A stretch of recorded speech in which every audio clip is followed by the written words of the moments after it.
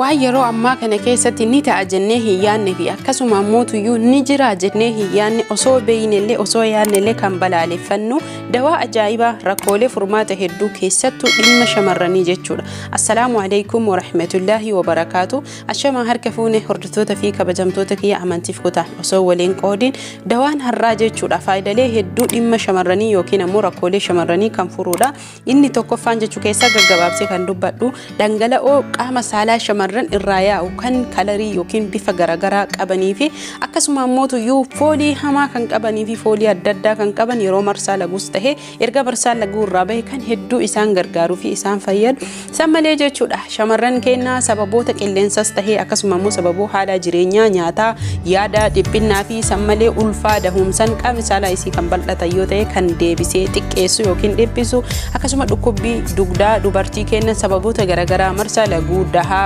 waan ulfaataa hojjechuu fi yaadaa fi cinqii ciisicha tahuu mala dhukkubbii garagaraa kan tahe yoo haa ta'u kan duudaa furuu fi hordoftoota fi kabajamtoota kiyyaa waan ajaa'ibaa jechuun viidiyoo hanga xumuraa yoo ilaaltan faayidaa hedduu kan irraa fayyadamtanii fi akkasuma irraa barattan hiriyoota keessaniifis qooduu hin dagatinaa isiniin jedha. Akkuma baratame jechuudha rakkooleen rifeensaa yeroo ammaa kana hedduu kan hammaatee bubuqqa'uu ciccituu akkasuma molaayuu fi forforii godhatu lakkuu rifeensi keenya daarii irratti godhachuu waan hedduun kan dararamaa jiru jechuudha. Kanaaf rifeensi keenya saffisaan dheeressuufis tahee laaffisuuf kana malee jechuudha. Qaawwii yookiin ammoo afaan rifeensa keenyaa kun hurka balfa garagaraa baakteeriyaa faangasii garagaraa akka hin qabanne kallattimatti hurka yeroo jechuudha qoricha kana fayyadamnu OA fi akkasuma mootuyyuu buqqee keenya kan qulqulleessu forforii irraa bilisa kan nu godhuu fi rifeensi keenya akka saffisaan dheeratuu fi diriiruu laafuu kan nu gargaarudha. Itti aansee jechuudha rakkoolee shamarran keenya keessattuu ijoolleen keenya Oromoo jechuu waan kanaan hedduu kan rakkataa jiranii fi hedduu kan miidhamanii yaaddahaa jiran maadaatii irraa balleessuufis tahe akkasuma mootuyyuu bareedina qaama keenyaa bareedina fuula keenyaa laafiinsaa fi qulqullina fuula keenyaa waan takkayyuu kan nurratti hin hafne qulqulleessuu ni danda'a. Itti aansee gadaamessaa yookiin mootuyyuu fiixee hormaataa dubartii jechuudha. Akkuma baratamee gadaamessaa dubartii yookiin fiixeen hormaataa waan hedduun kan saaxilamuu fi rakkoolee garagaraa infekshinii adda addaa fi akkasuma mootuyyuu yeroo ammaa kana kaansaritti kan jijjiiramaa jiru rakkoolee kana mara kan nurraa qulqulleessuu fi foolii hamaa gadaamessaan keenya gara qaama saalaatti baasuu nurraa kan qulqulleessu kana malee jechuun dullummaa umrii malee kan nurraa ittisuu fi qaama keenya akka shuntuurree gogaan keenya qaamni keenya guutuun jecha akka shuntuurree fi bareeduma hedduu kan nu kennuudha jechuudha. Viidiyoo hanga xumuraa yoo ilaaltan wantoonni isin barbaachisan xumurarra waan jiraniif hanga xumuraa ilaalaa dibatatu jira akkasuma aarfatatu jira. Kanaaf waan hedduu waan jiruuf jecha hanga xumuraa ilaaluu hin dagatinaa isiniin jedha. Asitti kan argitan kun qoricha jalqabaati. Qabxii isa lamatuyyuu jira. Qabxii lamaanuu xumura irratti hordoftoota fi kabajamtoota kiyya viidiyoo osoo hin laaliin akkamitti fayyadamna akkamitti godhanna namoonni hedduu jedhaa jiran. Viidiyoo tokko hojjedhee akkatti godhattan hin dhiifne muka siin achitti argitan kana fayyadamuuf jecha namoonni hedduun boolla hin qabnu maal jedhan karaa ammayyaatiin karaalee hedduun fayyadamuu ni dandeenya. Biyya feeta yoo jiraattan sanduuqa xixiqqaa akkasuma mootuyyuu waan akka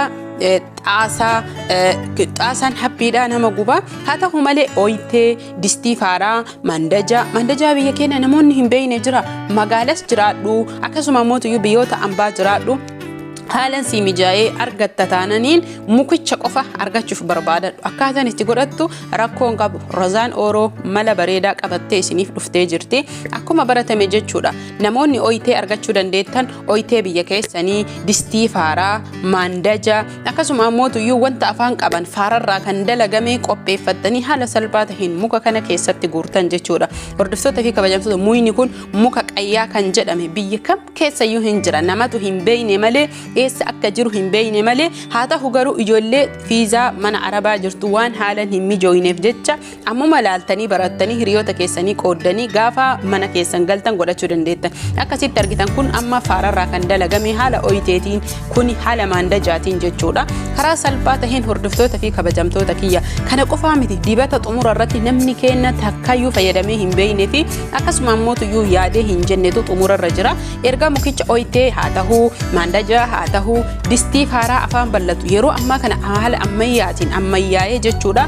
muyni qayyaa yookiin ammoo harri qaama keenya waan hedduuf nu gargaaru karaa ammayyaatiin dhufee jira haalata amma argitan kanaan jechuudha teessoo keessan qopheeffattanii erga boodasanii oyite haa ta'u haala mandajaa haa ta'u waan afaan qabu faaraa ta'etti muka guurtanii booda barbadaa yookiin ammoo tuyyuu kasala itti naqxanii carqii furdaa ta'e qopheeffachuu qabdan jechuudha haala kanaan uffattanii irra teettanii maaliif ijoolleetu hedduu na gaafataa jira hedduu jechuudha achi booda qaama dhiqannamoo maal waan akkana gaafii waan gaafatameef dirqama deebisuu qaba isinirraa turuu kiyya na of kolchaa isiniin jedha keessan namoonni hedduu isa godhadhee qayyadhee akkamitti gadha namni jalqaba godhatuuf hedduu kan cinquu fi akkasuma mootuyyuu itti oo'u jechuudha kanaaf namni barate ammoo hedduu kan itti toluu fi yeroo isa yaadatee hedduu qaamni isaanii kan uf jaalatu jechuudha qaama namaa hedduu kan gargaaruu fi amma qabdiin itti aanu jechuudha zayitii zayituuna qopheeffannaa zayitii zayituuna qodaa fedheen haa saamsamu qodaa fedheen haa jiraatu warroonni biyya alaa jirtanis ta'ee warroonni biyya keessa argachuu dandeettan ta'an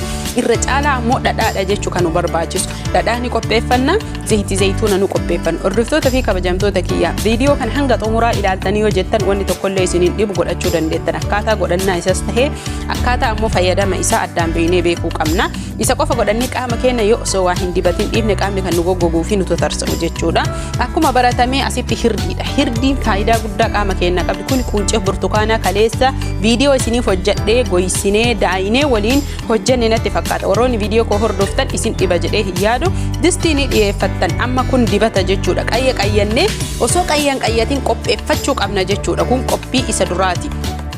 achi distii keenya hin qopheeffannaa bishaan danfisuu dandeenya distii san keessatti bishaan danfallee itti naquu dandeenya jechuudha distii birallee ni qopheeffanna distii biraaf innee bishaan danfaa yookiin bishaan oo'aa kana keessa kenna sababni isaa jechuudha kallattimaan dhadhaa yoo ibiddarra oo'isnee faayidaan dhadhaa sun kabaduu fi akkasuma ammoo tuyyuu faayidaan zayitii hirdii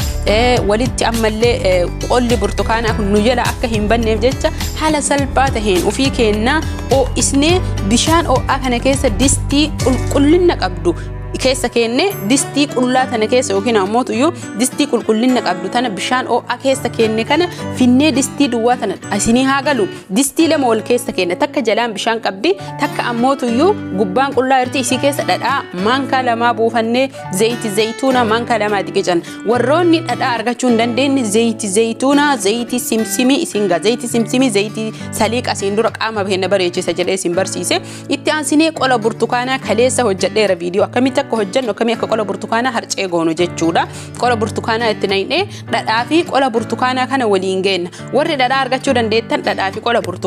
burtukaanaa hin gatina walitti guuraatii kuusadha yeroo inni gogee jedhe immisaa goysaa daakaa kaayaa hidhaa feestaala wayitiin haa ta'u qadaada waan qabutti buustanii kaa'uu dandeettanii haala kanaan erga waliin dhoyne geessinee hirdii xumura irratti hirdii itti naqna jechuudha kun dibata qaama keenya erga qayyachuuf seennee dibannuu fi qayyannee jidduutti adada ibiddi nu oo'uun keessattuu kofa keenya kallattii